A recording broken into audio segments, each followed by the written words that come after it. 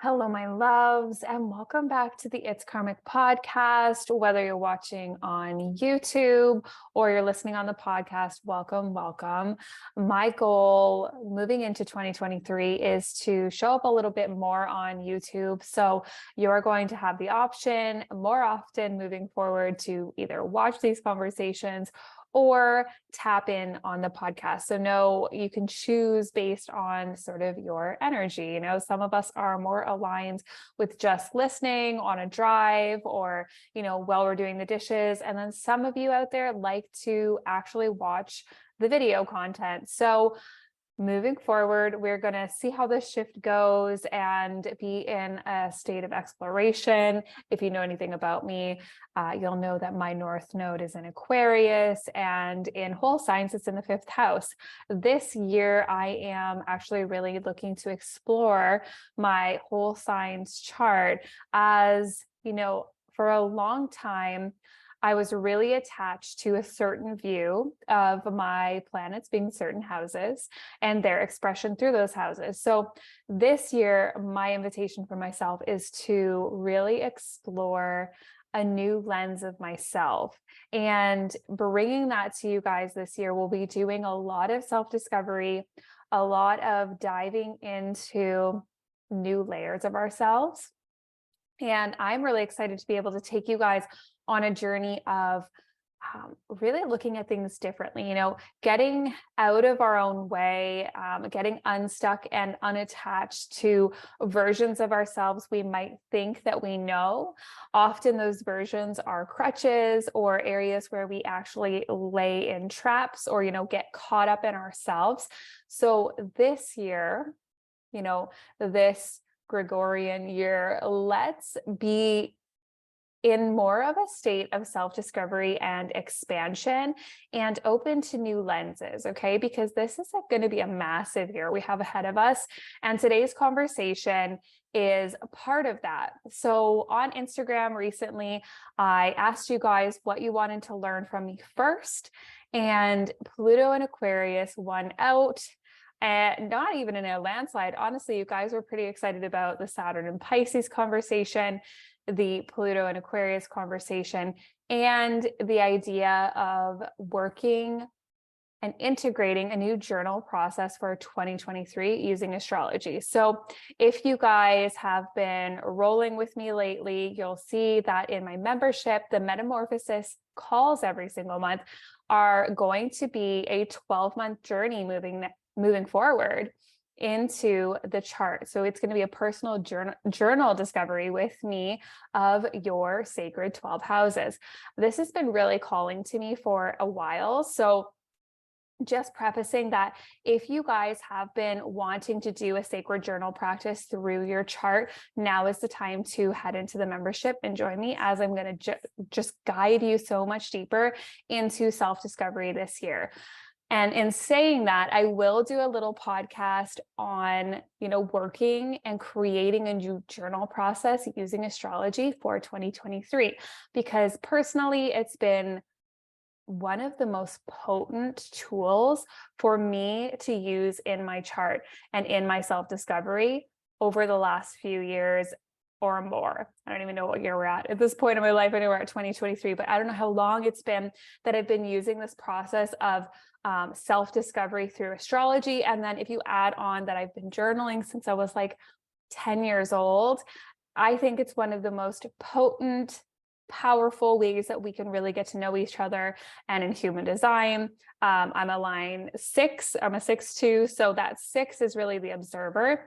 And for me, it's really important to be in that observer state. So if you are anything like me and you really love reflecting and observing and really, looking through the lens of self-discovery and exploration of discovery of self, then I invite you to join me in this process, whether you join me in the membership or you just, listen to that podcast when it comes out in a couple of weeks and find these new layers of yourself moving into this potent new year.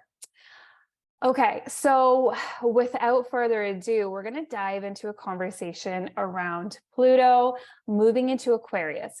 Now, I've been doing a lot of reading because I love to research just so much stuff around the topics I'm going to talk to you guys about. If you guys know me, I have a Virgo stellium. It's in the 11th house. Research is one of my favorite things to do.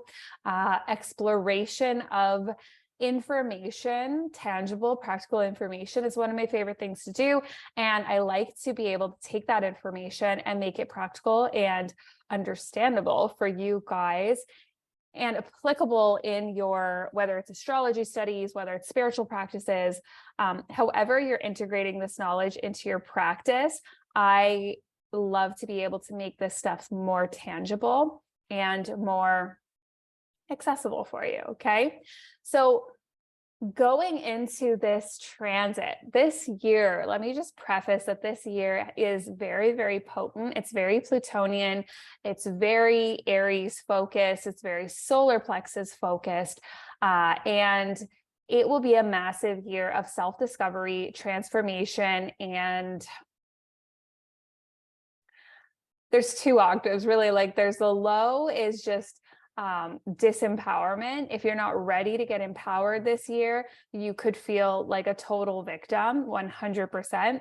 And the other octave is if you've been doing your work, if you've been diving into yourself, if you've been looking in your shadow and working with your soul signature and all this spiritual work, we've been doing, then this year could be a really big year of liberation, of self-discovery, of new journeys. I am calling this year very much the Fool year when I'm tapping into a card that could represent the astrology I'm seeing. It feels like the Fool. It feels like we're all stepping into a new journey, and it's going to be like a personal journey, a collective journey, and Pluto in Aquarius is part of that journey 100%. So let's just state here, and I'm going to link a couple articles for you guys that are really, really potent. Let me just get the dates here of these shifts. Bear with me one second while I scroll through here. Okay, so we've got Pluto in Capricorn right now, and let's just actually talk about that before we head right into the dates here. We've had Pluto in Capricorn since 2008. A lot of astrologers really tie this into the financial collapse going on in those years, the recession, all those things. Capricorn is our systems, it's our government, it's our structures, it's our traditions. And we've seen nothing less than the traditions and systems that we grew up on dismantled, right? They have been being dismantled. They've become, they were unraveling, let's say. Those are the words I'm looking for. And when we're really looking into this and feeling into the dismantling of the systems that we know, with Saturn and Capricorn, it's the structure, right? It's the foundation. And so that foundation has been unearthed. It has been ripped open in order to see what is not working, what needs to be detoxed, what is unaligned with our cosmic and collective frequencies, all the taboo stuff that we don't want to see has come to the surface. It's going to continue to come to the surface for the next couple of years as this kind of dance happens with Pluto and Capricorn and Pluto in Aquarius. Okay. So we're in this dance, we're in this journey together. And the moment in 2023 when Pluto first enters Aquarius, which is on March 23rd, 2023, we're going to feel a shift. Okay. So in 2008, there was this feeling, this shifting energy that, if we look back, I'm sure we could find a lot of examples, in the media, in the history of things going on. But a great example is that financial collapse of a system, right? Something that we rely on to function. And I'm sure there were a lot of factors in play. So remember that when we're talking about this stuff, nothing is finite. The chart is a whole. And so moments have to be recognized as a whole of the chart. But we can tap into how much has dismantled, right? How much of the system and traditions have dismantled over the last however many years, 13 years. What are we at? 2008, so 15 years. When we tap into this energy, knowing that there is always a shift a moment, a feeling when a outer planet especially moves into a new sign. We know that we feel it collectively and we feel it internally. Now, some astrologers will say, like, yeah, you won't really feel it because you don't have placements in Aquarius, or you don't have placements in fixed signs. But, when I'm diving into a lot of the reading I've been doing, and this feels very, very true for my own astrological studies and my own processes with you guys in chart readings, in studies with you, in courses with you, and all the conversations I get to have with you guys, it feels very true that when a planet first moves into a house or leaves a house, we feel the effects. Now, I was reading the other day, oh God, I don't even know what I was reading. I'm not sure what I was reading, but it was talking about Saturn particularly, and how we really feel the end of a Saturn movement through a certain house. It's like the solidification of that movement of Saturn going from one house into the other. It's kind of like it finalizes everything it's been doing in that house. So I thought that was a really good way to think about the shift into a new house, right? It's not that we're going to feel the whole story, because absolutely not. It's going to take 20 years for Pluto to move through Aquarius, but we're going to feel the energetic shift within our own frequency of that shift into a house. Okay. So that house it's moving to in your chart is not going to, it's not going to show you the whole story. Okay. It's not going to show you the whole upheaval and information of what you're about to experience. But what it will show you is a echo, or what is the word? A foreshadowing. That's a good word. Foreshadowing of what could be to come and the themes that you may experience through this transit in that particular house. Okay. So collectively, we're going to experience that. And then internally, we're going to experience that. And it's going to be this dance as it goes in and out. So like the dates here, let me just pop them into your heads here. Okay. So we've got Pluto in Capricorn until the 23rd of March. Then it moves into Aquarius. Okay. It's a very, very short little movement this year, because by June 11th, we've got it moving back into Capricorn until the 21st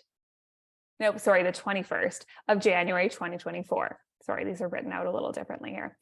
And then we experience another, longer stint, but not a full stint, of Pluto moving through Aquarius in 2024. And finally, the final move of Pluto going into Aquarius for good doesn't happen until November 19th, 2024. So we're going to have like a dance back and forth. So this is really important for you to know if you have anything around 28 to 1 degree, maybe 2 degrees Aquarius. Knowing that impact is going to be happening over the next 2 years is really potent for you, but that doesn't mean that you're not going to feel that shift, as I mentioned, into the house. Now, knowing if you're being transited 100%, that's a whole other conversation. We can get into a chart reading for that, or maybe I'll do a course on it, who knows, but just knowing that the shift is happening collectively and internally around these times. And so we will feel and see, especially collectively, this shift happening in the world. Okay. So let's talk about Aquarius. What is Aquarius? Okay. Aquarius is the humanitarian. It's the rebel. It's the revolutionary. It's the liberator. It's all about freedom. It's all about progress, and really helping us move forward as a collective. Okay. Capricorn sets the foundation. It sets the goals. It makes things work, makes society work. It institutes law and order. And then Aquarius comes along and wants freedom and progression. So this is why Aquarius is linked to technology and great advances forward. This is mad scientist energy. Okay. It's very linked to all these things, but it's also linked to justice, and not justice in the way of Libra, but justice in the way of justice for humanity. Right? If we think about communism on its highest octave, the theory of communism outside of the realm of the application, it is the idea of a utopian society, right? Everyone is equal, everyone receives the same, everyone's taken care of, everyone has, everyone essentially in the idea is taken care of. Now, in application, it is absolutely not that. We all know that, but it is the idea that there is an equality to people, and that is a very mental concept about progressing us into a golden age, a new age, an age where we are free, where we are able to express ourselves, to be our own unique individual selves. Now let's talk about that. Okay. High, low octave of Aquarius. I've been tapping into this as a Aquarius North node. I've got a stellium in the 11th house. I've got a yod to Uranus. I've got, a lot of Uranus energy in my chart. When I am tapping into the highs and the lows of this energy, I cannot remember who said this last year. Maybe it was even 2020. Wow, we're in 2023, guys. Okay, so in the last 3 years, there's some conversation around hive mind. Okay, and Aquarius being at its low octave, hive minds. Now, my mother, God bless her, used to watch Star Trek. My dad used to watch Star Trek. God, I used to watch Star Trek as a kid. And there's this energy of like the Borg, okay, like the hive mind. Everyone is operating out of this central energy force, and everyone behaves the same. Everyone acts the same, thinks the same, is the same. Okay, that's the low octave of Aquarius. It's uniform. It's nobody deviates against the social norms. Everyone is equal. Again, there's that low octave of everyone being equal, and that is the low of Aquarius. Now, high octave of Aquarius is everyone is individual, everyone is unique, everyone can be their most creative, eccentric, mad scientist selves, and there's no judgment because everyone is looked at as a unique being. Okay, this is starseed energy. We're all starseeds. This is cosmic energy. At its highest, Aquarius is astrology. It's space exploration. It's all these things that progress us forward, attempting to make a better world. Okay, so we have to understand that with every energy and every frequency we experience in the world, it's an experience of our own energy, a reflection of our own divine consciousness, and then B and C. B, it's like a container of the collective fate and how we are progressing as a collective, and then really understanding that it layers us into our cosmic consciousness here on Earth. So there's a high and there's a low to every single thing, every single experience here. We as a collective can go both ways, and we can simultaneously be going both ways at the same time. Now, I do really feel like there is a solidification of the energy of like the timeline shifts. I remember years ago not really understanding what that meant, right? I think it was 2019. Yes, December 2019. One of my favorite astrologers was talking about the timeline shifts. And I was like, what the heck is this? What are these timeline shifts? I've never heard of this in my life. Now, since then, obviously, I've discovered Dolores Cannon and many, many other people who speak of these timeline shifts. And I vibe with them really deeply. Okay, guys, because we have seen that shift happening over the last 3 years. Most people are going, let's not even say most people, it energetically looks from a media standpoint like most people are going one way, when in reality, I actually think the majority are awakening and going in another direction. So I do see 2023 as being a massive year for this timeline split to actually happen. And that Pluto and Aquarius energy, I think, is part of the awakening of humanity, the awakening of our reality and our collective fate. Now, I'm not going to sit here and say that we are moving into a golden age and that everything's going to be perfect and everything's going to be wonderful. I have no idea. But I'm also not going to sit here and say that we are going to become AI robots and that is the future, right? I'm not going to say either of those are true, but maybe they're simultaneously true at the same time, because we're always experiencing polarity here on Earth. And I truly don't believe we can ever not experience the natural law of polarity. I just think that's part of it. So be open to your own exploration of what that means for you. And if that sits with you, cool. If it doesn't, great, leave it behind, because, you know, we're all here to explore our own energetic experience, and whatever's coming through, let it come through, right? So, okay, let's talk about, so we've talked about Aquarius, its highs and its lows, and let's talk about Pluto. You guys know I friggin' love Pluto. This is absolutely one of my favorite planets in the whole world, and the whole world, like the whole universe. Pluto energy is all about transformation, death, rebirth, transmutation, power, power struggles, control. There is a high level of psychic and emotional manipulation that comes in with Pluto, but Pluto's job, really, like when you boil Pluto down, it's like there's a couple jobs. One is to detox old karma and old like collective information or internal information that is no longer aligned with the soul or the collective. It's like we need to detox that. So Pluto comes in to do that detoxification. He is the cleanser, the clearer, the energetic remover. Okay. If you know anything about Pluto and Scorpio, it's all tied into elimination. And so Pluto is really here to do that detoxification for us. Other things about Pluto is like that death rebirth energy. We have to let go of something in order to be reborn as the new version of ourselves, collectively and internally.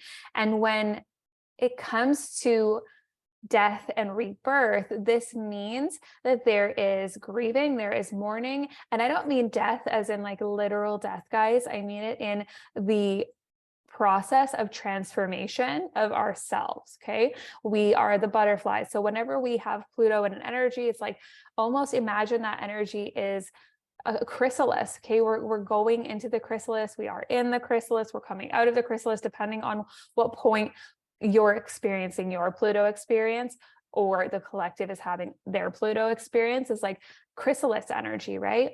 To be reborn, to become the phoenix. Okay. We have to die. We have to energetically release old versions of ourselves, release versions of ourselves that are unaligned with our freedom. Okay, Aquarius, with our liberation, with our personal revolutions, our rebellion, our need to progress, our ability or our need to move past societal structures that are holding us back from being our highest selves here on Earth, right? Anything that is unjust or not for the betterment of humanity. Now that, remember, that is that's a moral thing, but it's also objective. What is good for humanity? What's not for good for humanity? Let's remember this: high octave, low octave, it's all objective. So we could experience a lot of that energy where we're trying to remove things that are not for our highest and greatest love. But, you know, there is this other timeline that believes it is for their highest and greatest love. So we're going to experience, let's call it a revolution of the soul. Let's call it a revolution of the collective soul. And in this, I cannot predict what's going to happen. I'm not going to tell you guys anything that's going to happen. I'm not going to say there's going to be revolutions. I'm not going to say there's going to be anything. I'm not going to say there's going to be wars. I'm not going to say any of that. But I do know there will be a theme of revolution. There will be a theme of collective rebellion, collective need for freedom, a collective need for coming back to community. Whether that goes for the high or the low, we don't know, but it is a transformation. It is alchemy. It is the transmutation of the old unaligned coming into some sort of different alignment. Now, that alignment, I really want us to get unattached to the collective expression. I know we live here on Earth and we are a part of society. I get that.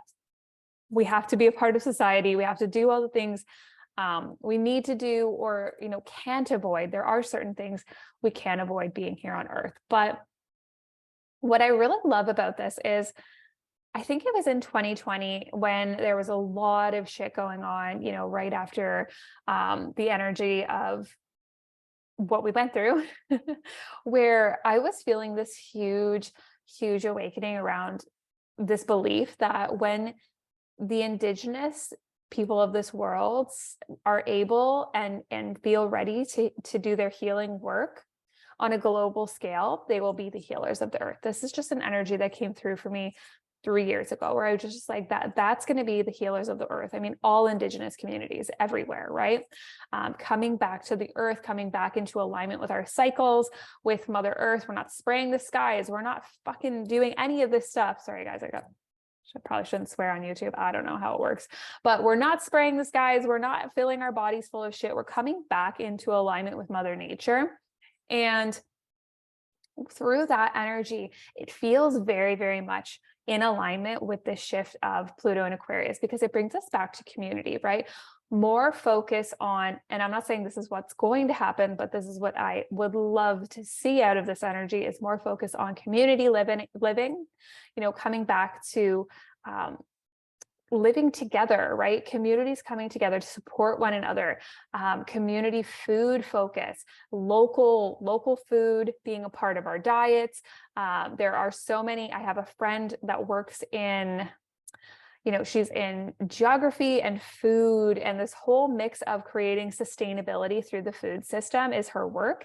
And coming back to, to that's the stuff that's going to heal this world, in my humble opinion. But these could be things that come through where it's just this like ingenious transformation of our systems and of our world to progress us back into community living, back into, or forward, let's say forward into a more aligned version of this new age we're moving into. And it can go so many different ways, but that's kind of just one thing I'm tapping into. So when I was looking through these beautiful articles, like I said, I will link them in the bottom, the show notes for you guys, if you do want to read them. I was reading one, let me find it here, that was all about the history, because I think it's really cool to consider the history of transits in the past and how that energy has influenced, or impacted society, what happened, how we can examine it.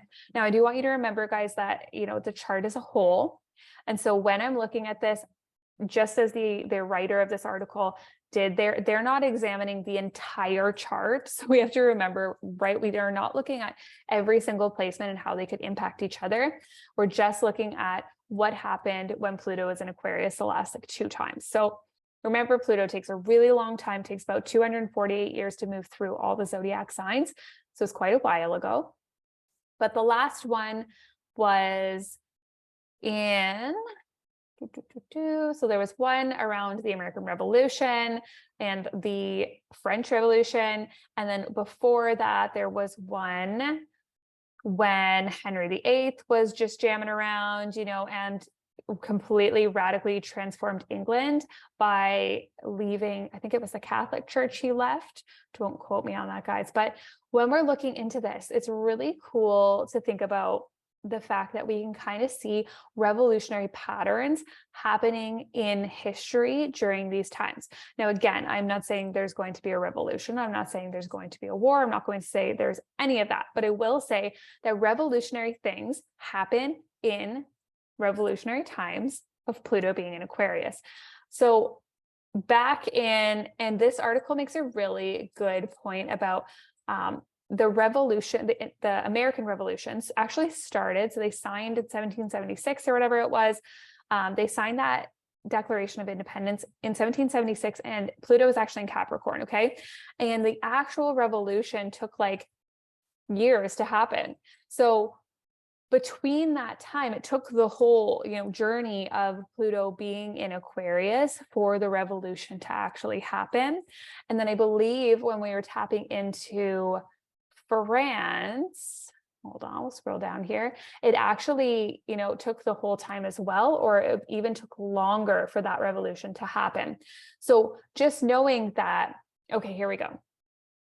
So on September 3rd, 1783, the Treaties of Paris was signed by George III of Great Britain.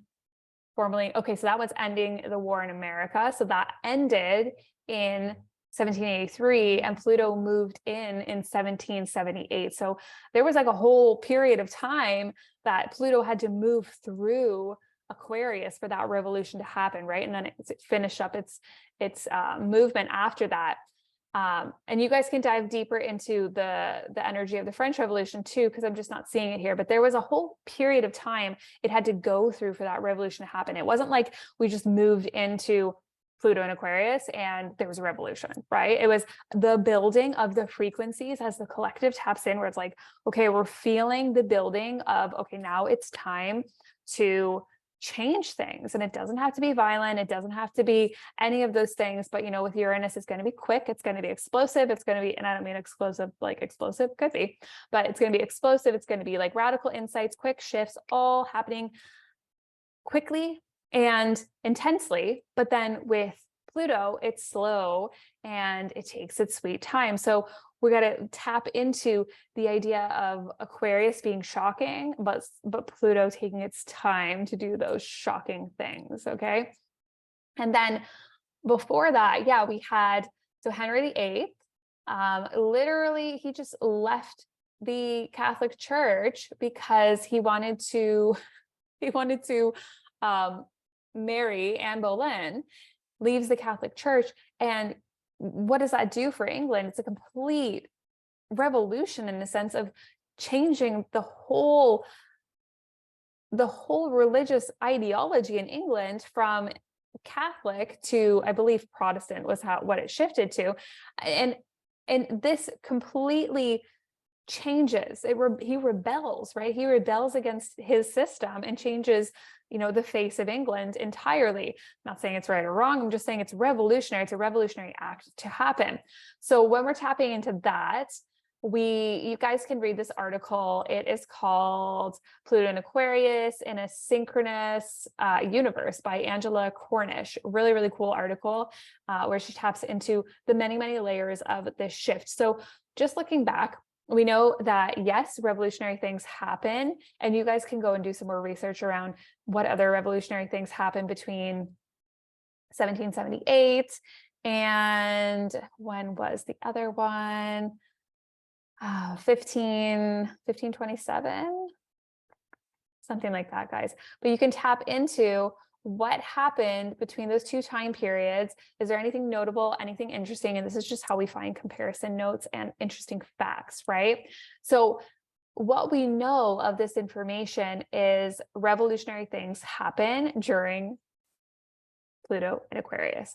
Doesn't mean it needs to be, violent, doesn't mean it needs to be any of those things. I'm sure if we went back a few more rounds of Pluto and Aquarius, we wouldn't always find war. We wouldn't always find, those energies, but we would find something massive shifting in the collective. Okay.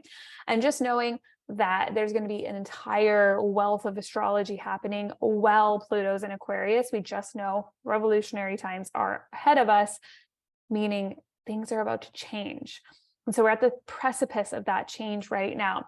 So when you're looking at your own energy forces, your own life, it's just kind of tapping into that house it's moving into. If you're in whole signs, you're going to know the exact house it's going to be shifting no matter what. If you're looking at Placidus, maybe it's not shifting into a house, but tapping into this and questioning, an area of your life that is about to transform, and then tapping into how you've transformed over the last 15-ish years of Pluto and Capricorn. It doesn't mean like I said, it's not a quick thing, right? Pluto is slow. If you've been through a Pluto transit, which many of you watching this, I know you guys are either in them right now, or, you've been through massive Pluto transits, they are slow burning. So whatever's happening in your chart with Pluto, it could take 2 to 3 years for you to feel that. And then collectively, it's going to take 20 years for us to feel it. And we might not even feel the full effects of Pluto in Aquarius in 20 years, because we're going to feel like the ramifications of it. It's like when someone gets elected into politics, right? They spend 4 years completely undoing what the person did before them. And then we don't feel the ramifications of their actions really until the end, and they're gone. And the next person sort of undoing what they did. So we are going to feel like the echo effects. And then also on top of that, let's remember that all the babies coming in with their Pluto and Aquarius, we are going to feel, you know, when they hit a certain age to start influencing the world, when they're 30, 40 years old, we'll feel that energy. So it is not a moment in time. It's a landscape of time. And we just need to tap into the fact that it is going to be a revolutionary period of time. It doesn't have to be scary. I want us to leave behind, and I get stuck in this too, guys. So I want us to be very conscious of leaving behind fearing AI. Okay. I get stuck in that too. I don't love technology. I appreciate technology, that I'm able to do this and have this conversation with you guys right now. I don't love technology. I don't love the idea of how much surveillance is coming into our lives. I don't love any of that stuff. But if we can trust that, you know, technology has done amazing things for us. We have warm houses. We have, you know, the ability to do this podcast right now, the ability to know so much astrological information at our fingertips, the ability to drive wherever we want, fly wherever we want, these beautiful, beautiful innovations. And just know, yeah, there's a low and there's a high to every single energy. And we kind of have to watch out for that. It means moving into this energy force. Really, you have to be yourself. In Aquarius, it's all about becoming yourself. When you're not becoming yourself, you're in the low of Aquarius, which is feeling, you know, like the outsider, which we are. Anyone watching this right now, we are the outsider. And it's because we see differently. So just knowing that collectively that energy of the outsider is going to be on the forefront. And so it also means just honoring your eccentric nature, your need for transformation and liberation in your own life. We're going to see it collectively, but remember, it's happening reflectively within you as well. Your need to transform into your highest self, to become more authentic, to, you know, progress your own life, to step into your own inner genius. And that's going to be in an area of your chart, depending on where that house is. Like, that's where your inner genius lies, right? That's where your humanitarian lies. That's where your liberator lives. So when we tap into that, we can bring more of this energy into the collective. Now, this by all means did not cover everything, but it was a quick taste into a shift we are going to energetically move into. I don't want you guys to be afraid of this shift. I don't want you guys to be worried in any way. I want you to find peace in the opportunity of liberation that we're moving into, because I truly believe when we hold a frequency of hope, of love, of grace and peace, that frequency ripples through the world. And I believe that as we raise our consciousness, we are shifting the world. I truly believe it. It's okay to disagree with me on that one, but you know, if you are in agreement, let's hold that frequency and keep innovating, Aquarius. Let's keep innovating the world to be more in alignment from the heart frequency. Okay, from our entire frequency. Let's align back with frequency, back with community, back with new age information. Let's get everyone back into astrology so they can friggin' do some therapy on themselves and pass on that love to next generations, right? There's so many things we can do with this. So many things. So this is my invitation for you. My invitation for you is just to explore and be open as we move into this transit. Do not be afraid. This year is going to be massively transformational. And so if we can just meet it with a bit of grace, honor, and love, I think it's going to be, you know, a beautiful, beautiful time in all of our lives. So thank you for joining me here today.